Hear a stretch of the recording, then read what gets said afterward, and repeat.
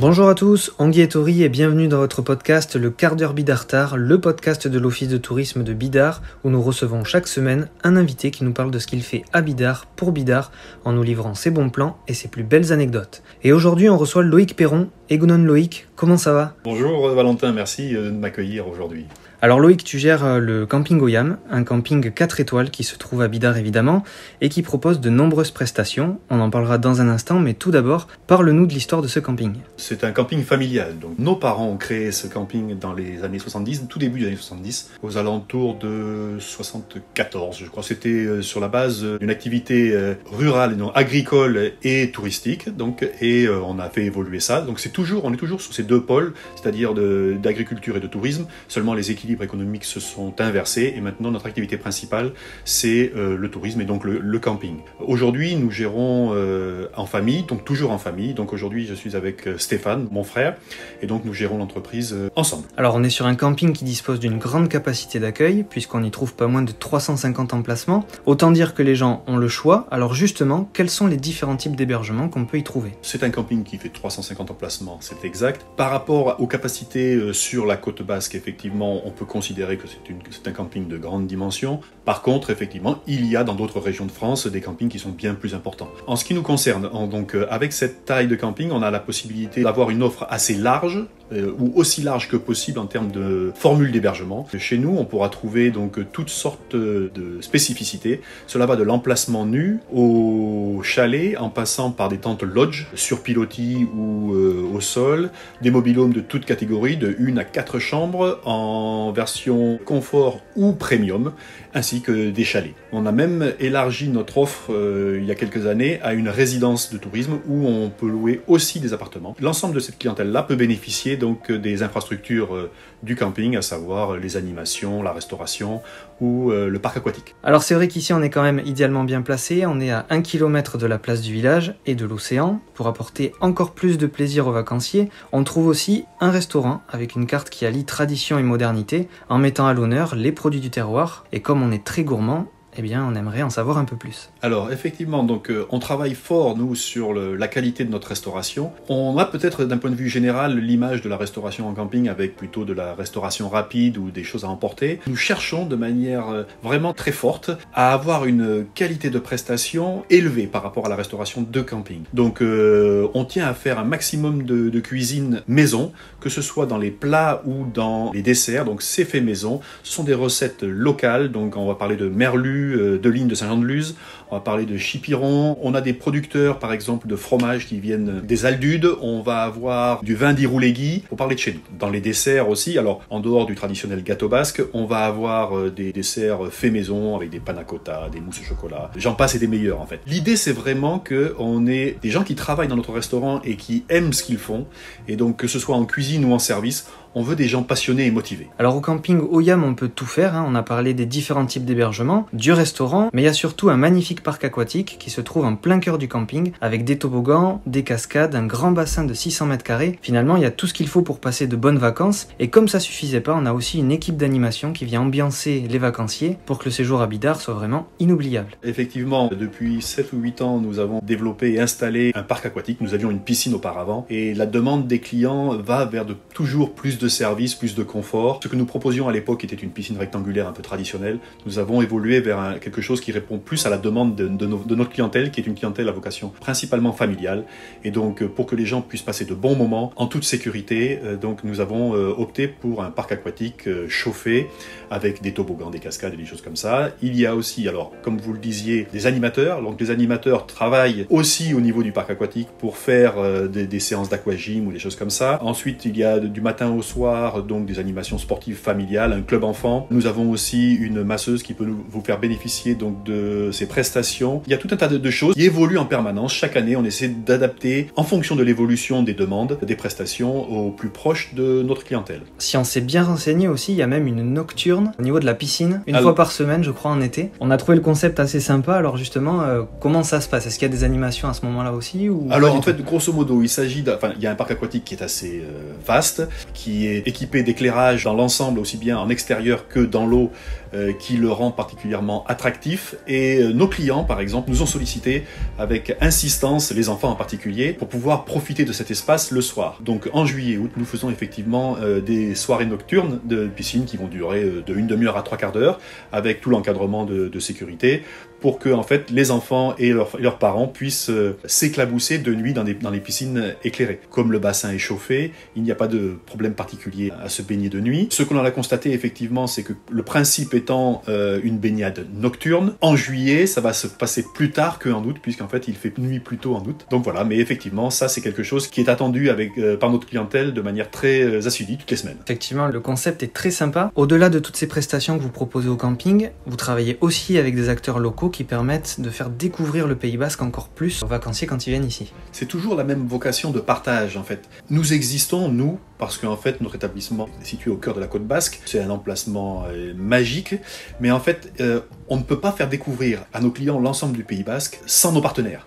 Donc en fait nous travaillons avec tout un tas de prestataires locaux qui sont passionnés par leur région, leur territoire, leur service, que ce soit sur la mer, donc avec des écoles de surf, ce sont des activités terrestres aussi, comme des loueurs de vélo, des gens qui sont guides de vélo, des guides de montagne, accompagnateurs en montagne avec aussi des prestations de yoga en montagne, de découverte de rivières, de rafting, il y a de la voile, il y a de la pêche en mer, en fait il y a des prestataires de toutes sortes, des gens qui sont passionnés par ce qu'ils font et qui nous permettent de faciliter, d'accélérer l'accès et la découverte de notre territoire à des gens qui viennent pour globalement quand même une période courte. Donc entre la plage et le Pays Basque, les gens vont avoir entre 1 et 2 semaines pour découvrir un maximum de choses, et donc nous devons être les meilleurs possibles pour pouvoir réussir ce challenge. Et donc notre souci de partage passe indiscutablement, et il est indispensable que nous associons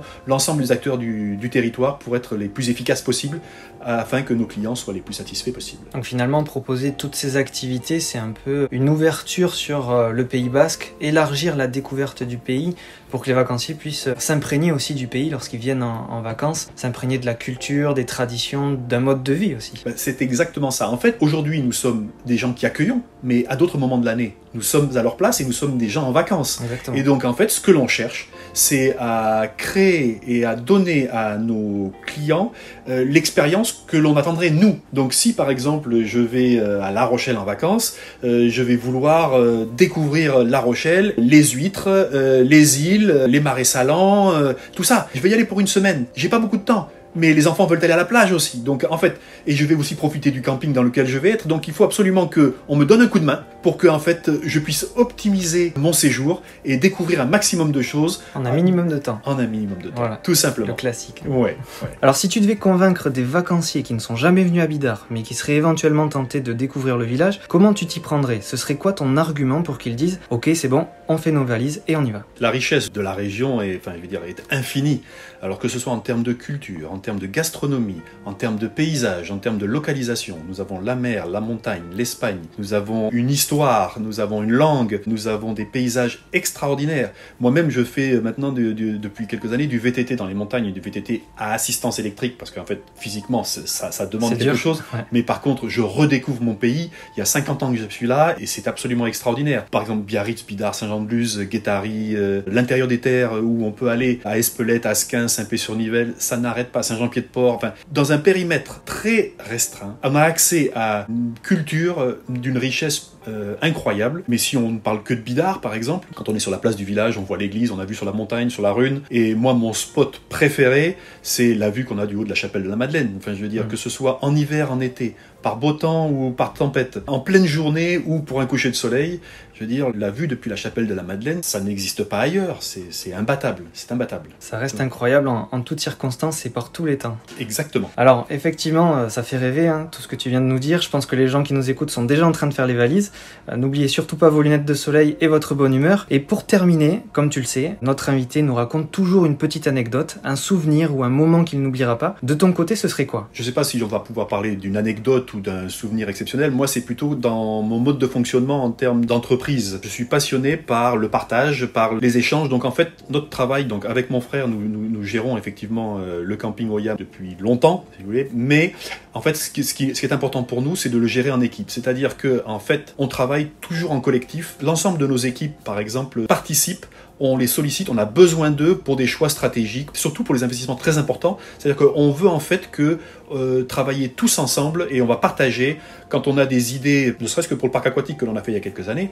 Je veux dire, nous, on en avait envie, mais la qualité, l'organisation, les prestations que l'on met à l'intérieur, plus nous sommes nombreux à y réfléchir, plus le projet abouti sera adéquat. On a fait des investissements, par exemple, pour pouvoir créer notre village premium en termes d'hébergement. Nous, on en avait l'idée, l'envie, on a rassemblé notre équipe et c'est eux qui ont créé et constitué le cahier des charges. Et partant de là, hop, l'entreprise tout entière est partie dans cet axe-là. Nous réfléchissons en ce moment à construire un nouveau bureau de réception, parce qu'il a quelques années, il est plus trop adapté, et donc maintenant, donc pareil, on est en train de déterminer le cahier des charges, donc tout le monde se met autour de la table, fait ses suggestions pour les plans, et ensuite on rassemble tout ça et on essaie d'obtenir le meilleur compromis pour l'accueil de notre clientèle. En fait, l'idée c'est que tout le monde se sente le mieux possible, le plus impliqué possible dans l'entreprise. En fait, c'est un peu ça mon anecdote, c'est mon plaisir, c'est ce partage, c'est ce travail d'équipe. Et de motiver les troupes justement en les impliquant dans le travail, dans la vie du camping pour le voir en fait, évoluer. C'est qu'ils se sentent chez eux, quoi, et qu'en fait, quand ils ont des suggestions et des idées, eh ben, ils se rendent compte que, en fait, nous, on en tient compte puisque c'est eux la matière. C'est eux la matière. C'est eux qui savent au quotidien comment ça se passe, quels sont les avantages et les inconvénients et comment les côtés pratiques et quelles sont les attentes des clients, puisqu'en fait, ils sont le plus possible en contact avec les clients. Ils voient comment le passage des clients se fait et pour être le plus adapté au confort des clients, eh bien, eux, en fait, ils sont les plus précis que nous pour insuffler les meilleures idées. On retrouve ce côté familial qu'on trouve quand on vient justement dans un camping. C'est un peu la valeur ajoutée qu'on trouve au camping. C'est ce à quoi moi je tiens. Cette convivialité-là, cette ambiance d'équipe, cette proximité avec tout le monde, c'est ce que l'on recherche chez nous. Alors Loïc, merci beaucoup pour cet échange très intéressant. Ça a été un plaisir. Merci de m'avoir accueilli. J'espère que donc nos clients sauront nous retrouver cette année particulière. Alors, on espère aussi. On habite ici, mais ça nous aura quand même donné envie de venir au camping. D'ailleurs, on viendra peut-être cet été pour profiter un peu de la piscine. En tout cas, on a pris beaucoup de plaisir à te recevoir dans le quart d'heure Bidartar. Et on espère, comme tu viens de le dire, que les gens réserveront leur séjour au camping Oyam pour profiter pleinement de tout ce que vous proposez. De notre côté, on se retrouve la semaine prochaine pour un nouvel épisode de votre podcast. Prenez soin de vous. Issa Nuncha.